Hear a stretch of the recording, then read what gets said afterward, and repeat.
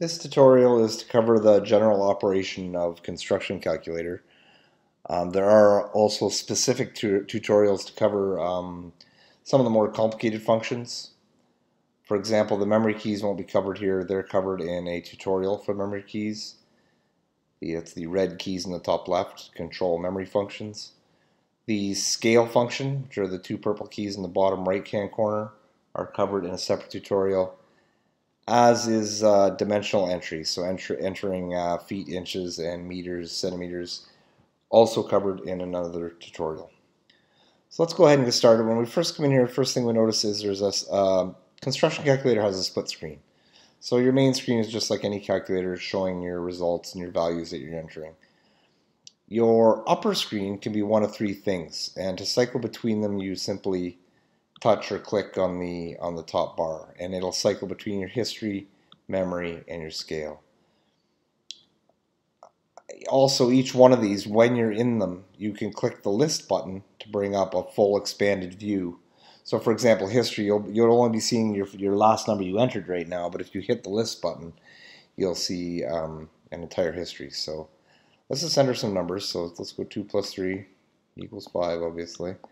And we'll also do some dimensions. 4 inches plus 9 inches equals 1 foot 1.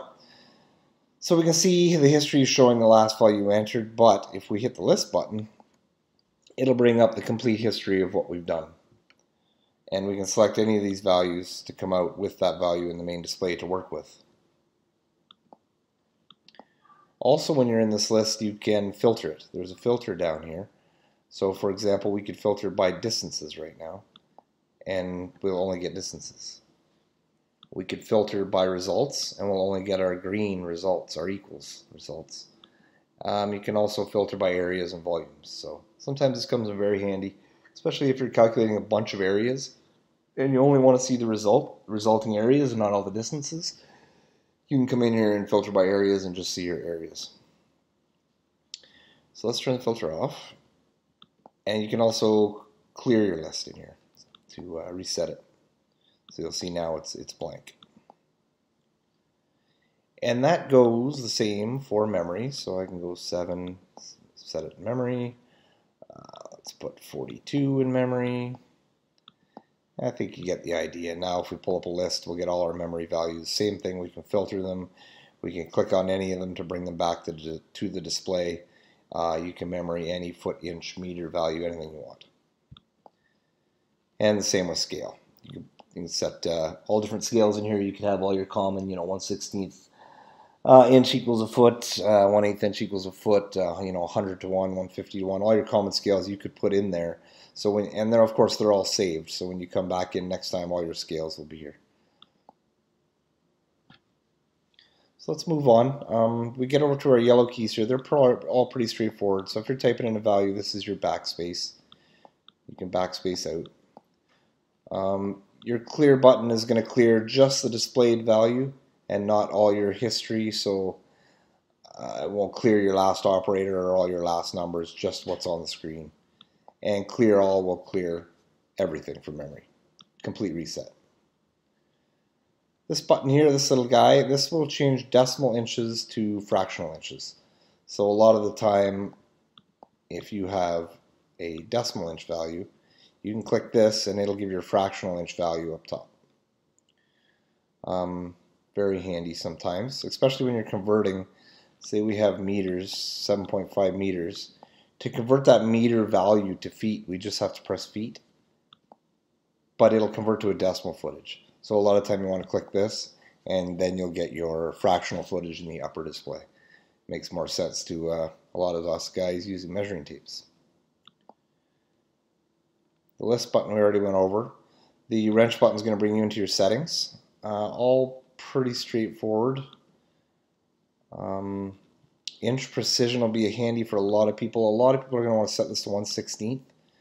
This will round your feet inch values to 1/16. A lot of people using a measuring tape will want to set that to that. Decimal precision we usually like to keep as high as we can, obviously for precision, but sometimes we want to put it down lower for specific cases. Number format, you can change your country of your number format here. for comma separators and such. Lock denominator, that'll force your denominator to lock. So if you have, say, 8/16, it'll lock that to 8/16. Whereas if you don't have that clicked, it'll convert 8/16 to a ½ inch. So it'll round your fractions. With lock denominator set, your fractions won't lock. Include yards. When you're getting results in feet and inches, this will include yards. So instead of seeing 9'6", you'd see 3 yards instead of the 9 feet.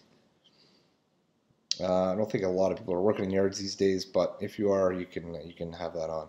Button sound, button vibration. This is for feedback on your button clicks of your calculator. And the rest is pretty straightforward. We have our negative button down here for changing values, positive, negative. Your decimal button, of course, to enter decimal values. And then you have all your basic operator keys and your basic squares, cubes, square root, and cubed root. And that's about it for the basic operation of the calculator.